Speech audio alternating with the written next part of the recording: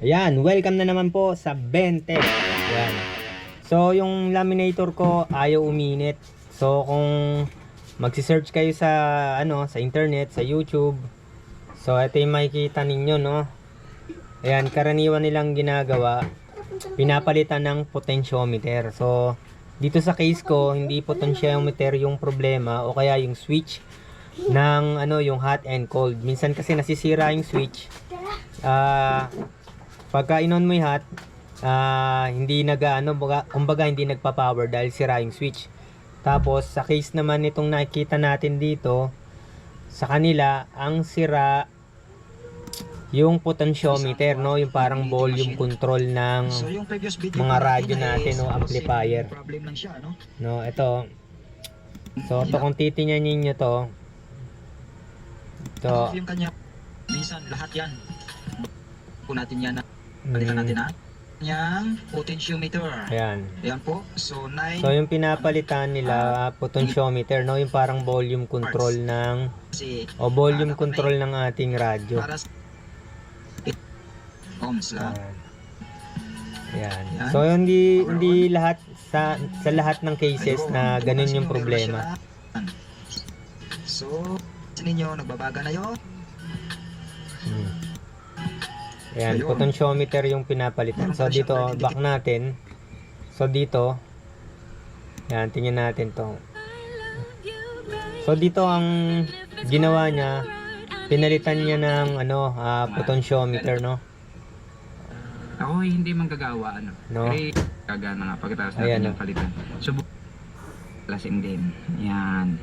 Yan. Ay, Pinalitan. bitin ka. Ayan, pinalitan niya ng tatlong wire pala siya ibig sabihin. Pero Ayan. dalawang yung isa. Ayan. Kasi yun yung nag-ano ng level ng heat, no? Ganyang piyesa kan bago. Ayan. Okay. Sana gumana So ayan ang pinalitan natin. So ito, tingnan ninyo kung ano yung ginawa natin. Hindi na tayo masyadong nag-troubleshoot kasi meron namang nabibili na buo na board ng QAP laminator, no? Dito ako nakabili, no? Para hindi na tayo mag-troubleshoot pa, no?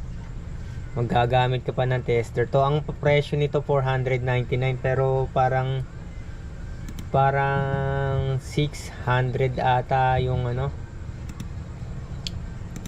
yung binayaran ko. So titingnan natin yung binayaran ko, no? My purchase. So ang binayaran ko ay 532 pala.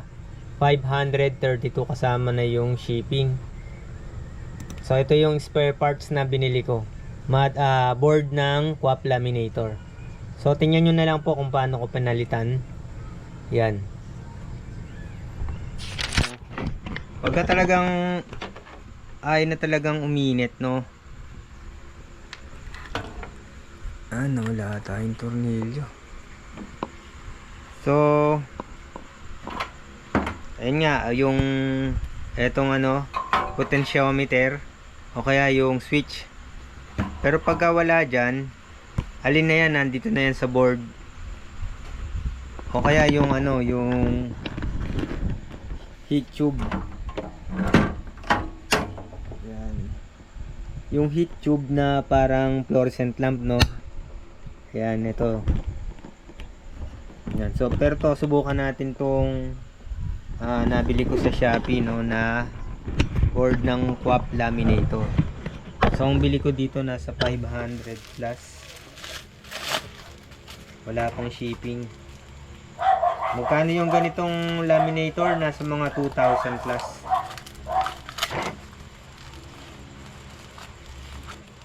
Okay tong okay tong nabili ko na board ng QAP laminator. Hindi sayang yung aking 500. Hindi na siya makalaminate talaga. Mahimik lang siya pero hindi talaga hindi talaga kayang mag-laminate ng yung laminating film na makapal. So yan yung mga board niya. Ito. So ito yung luma. Yan yung luma. Ito yung bago. So parehas na parehas. Parehas na parehas. Ayan. Ito yung bago. Ito yung luma. So ito, test muna natin yung luma. Yan. So mga printing natin dyan. I-test natin tong, pakita ko lang nangyayari. dito sa lumang board ng QAP laminator. So ikabit ko para makita nyo lang. So madali lang na itong alisin, no. May tornilyo lang yan sa likod na 4. Tapos maaalis mo na yung takip. So mag-ingat po dahil electrical yan. Pwede tayong makuryente, pwede tayong maaksidente. Ingat lang po sa paghawak ng kuryente, no, kasi 220 to Ito, 4 na tornilyo lang yan dito sa baba.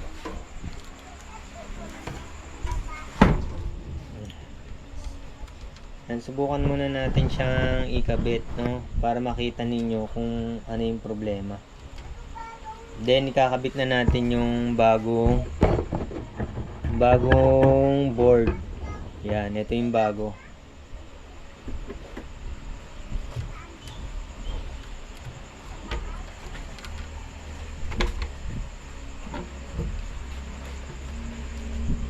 Ito yung pinaka-insulator niya, no, para hindi dumikit yung main board sa bakal.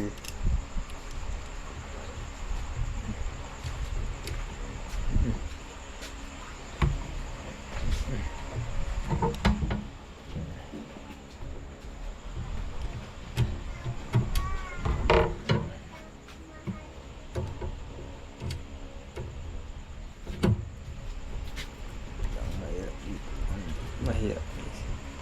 Sakto. Lang.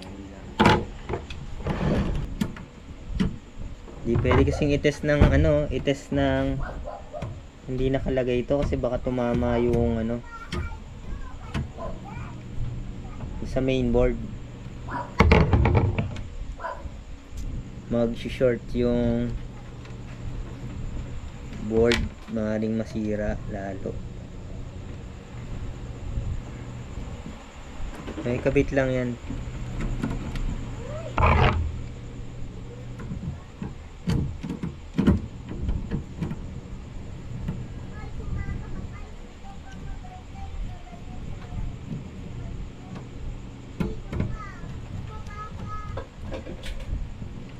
Ayan, so kabit natin tong mga connector, no? Ayan.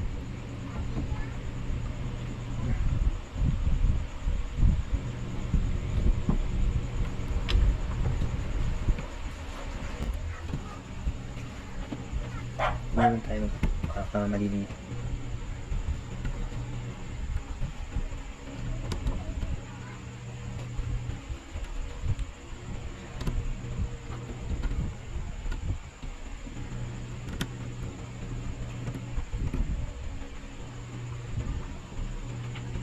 Nandito.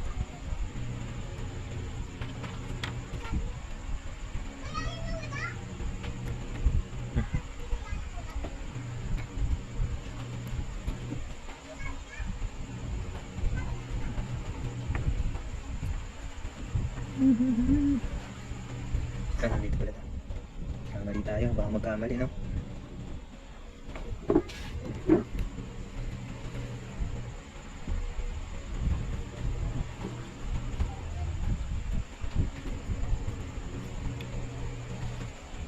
Nakaano siya dito?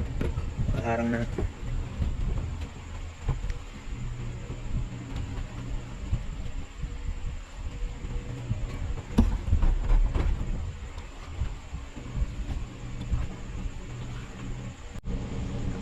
So ayan na, ikabit ko na, tapos yung ano na lang, no?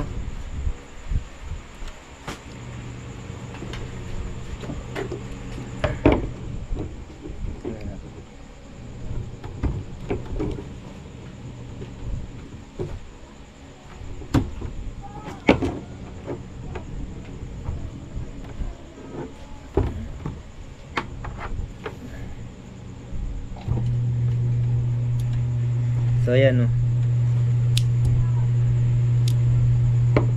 natin. Yan, try natin, no.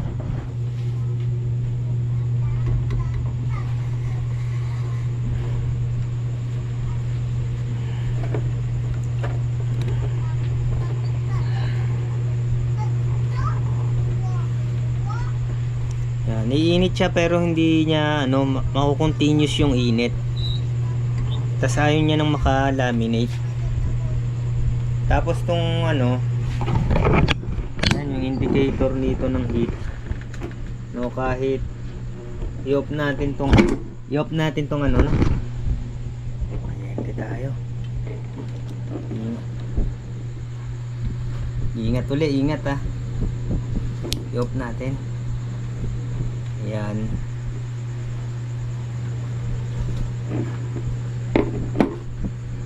Yun.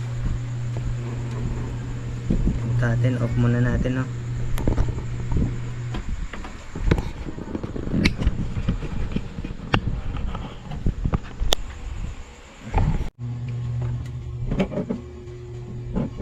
Magana naman yung switch eh. Yan, naka-off yung ano, i-on natin.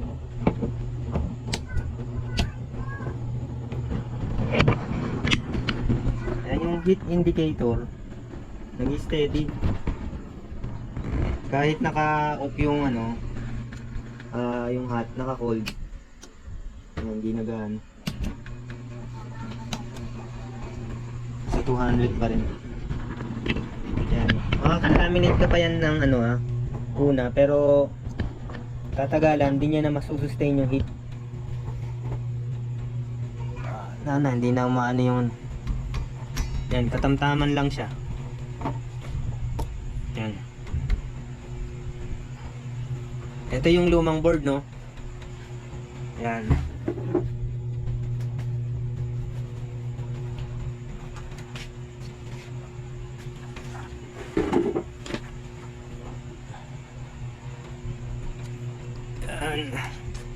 Yan, kung makikita nyo, ayan o, ay nagbabaga siya, pero wala, ano rin yan, sa una lang yan.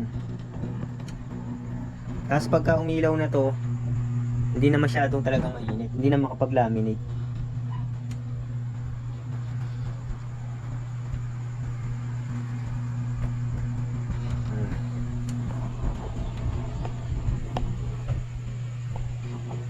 Hindi na rin gumagana to.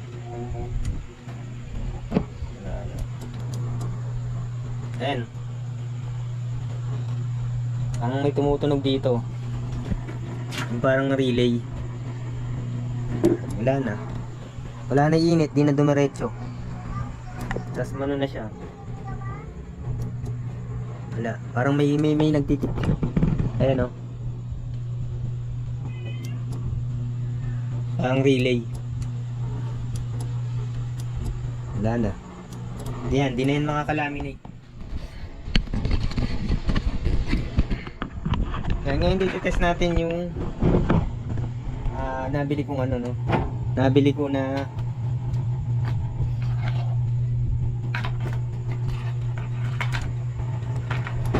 board na bago. Testing natin to.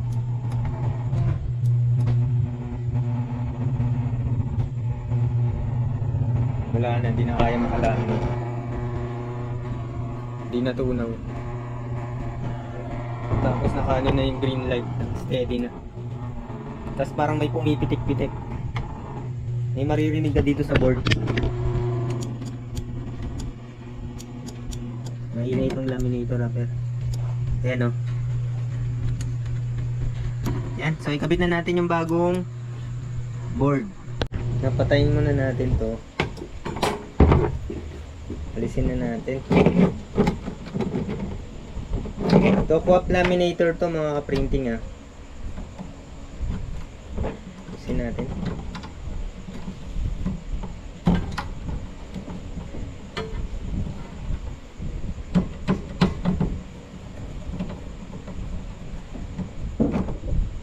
Alisin natin yan.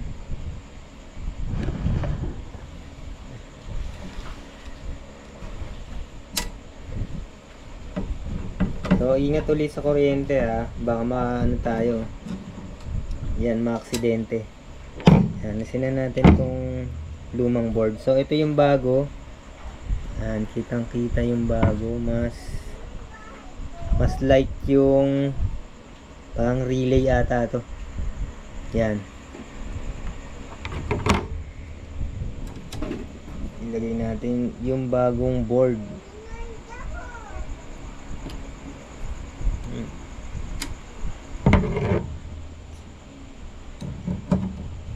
So nasa 2,000 plus din to kasi pag bumili ka ng bago, wala nang budget kasi. Kaya tis-tis muna mag-repair. Pag tumagal lang to ng 1 taon sa akin, okay na.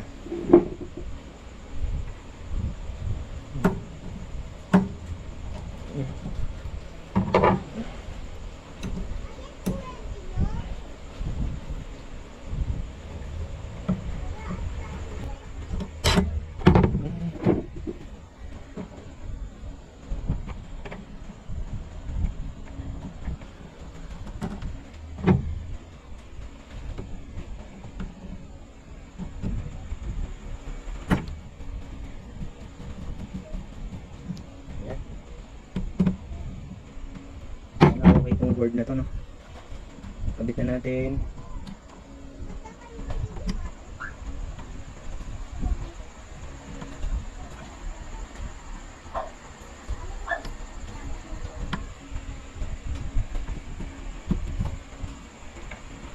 Lang, takpan mo na.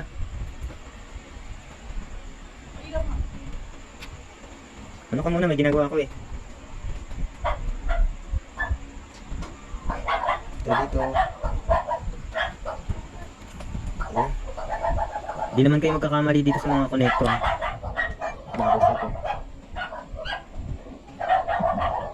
Ayan. Magkakamali sa connector. Tapos, yung pinaka-controller.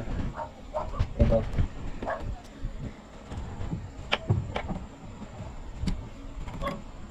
Umaya ko na siya. Yan. Yan, saktong-sakto yung board. Kung pwede na natin i-test. Saksak natin.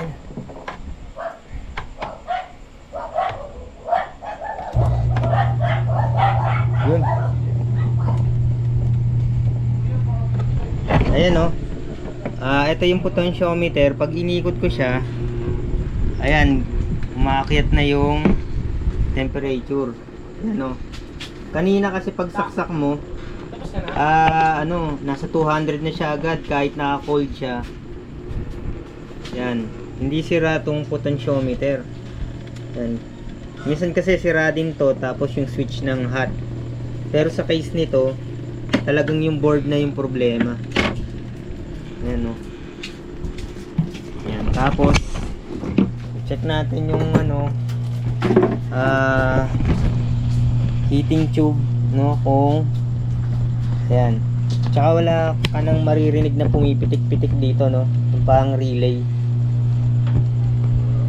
Ayan. So, sa halagang mga 600, maayos mo na tong laminator mo, no? Kasi to 2,000 plus to.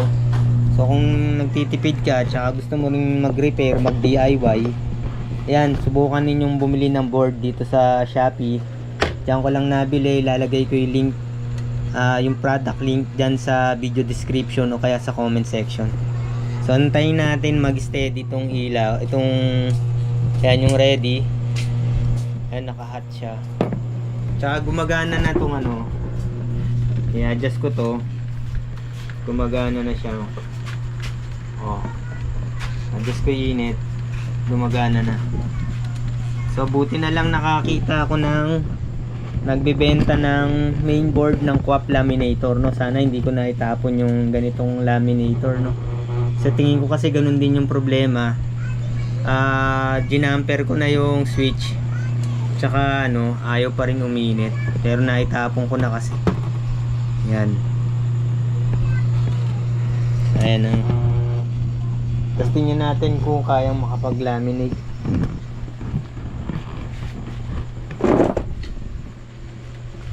Ayan.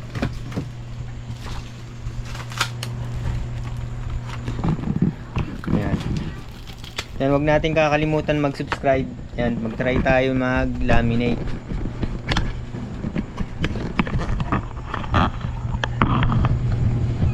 Try tayo mag-laminate. Ayan. Nakikita nyo yung heating tube, no? Yan yung nagbabaga sa baba tsaka sa taas na parang fluorescent lamp. Kanina nagbaga siya pero mga ilang ano lang, mga 1 minute lang ata biglang huminto. Tapos umilaw na yung ready pero hindi siya makalaminate. So, sira na yung ano, yung mainboard.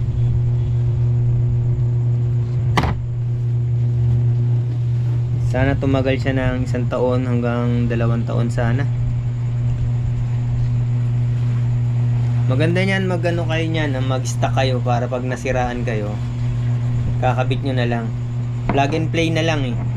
Wala kayong hihinangin. So pagpasensya nyo na medyo mahaba yung video natin kasi dinemo natin kung ano yung problema nitong quap laminator. So hindi lahat ng case ang sira ay yung switch tsaka yung potentiometer, yung parang volume control.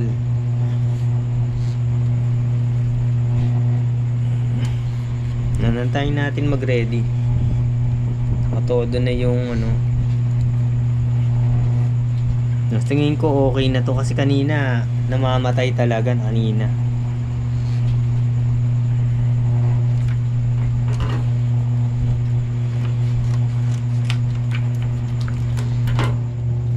Try tayo mag-laminate. Hindi pa na-adjust na yung kanina talaga hindi na gumagalaw tong ano eh. Naka-stack up lang yung ano, yung itong meter.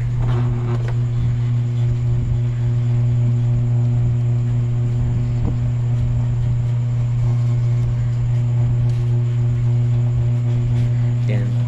Ito na antayin mag ano. Tingnan natin kung makakalaminate.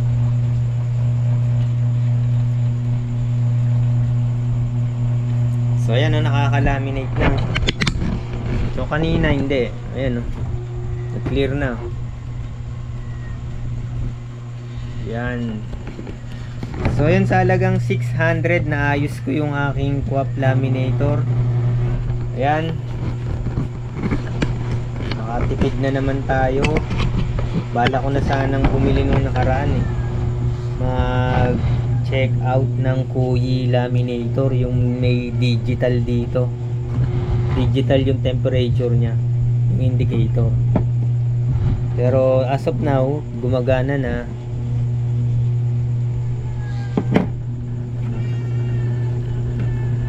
Gumagana na siya kaya hindi muna ako bibili.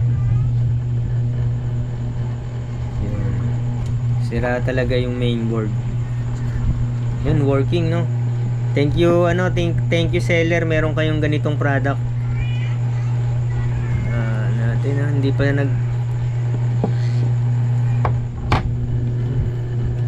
so pagka steady na yung ano, iilaw na yung green.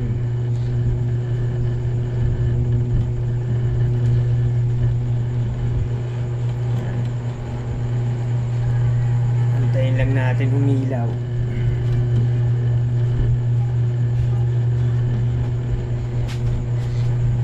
Bumibitaw yung ano, init.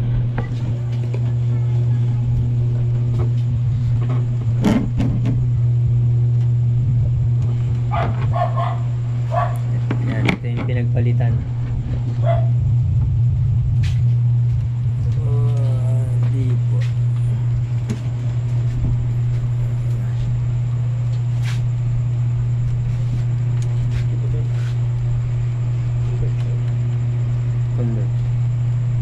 Wala na isa.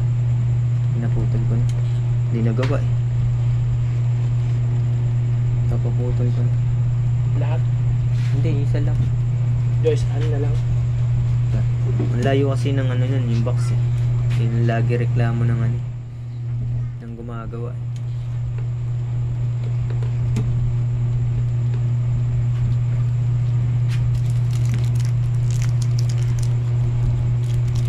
Yan, sa tingin ko okay na. Pero antayin pa rin natin mag-ilaw. Obserbahan pa rin natin kung okay.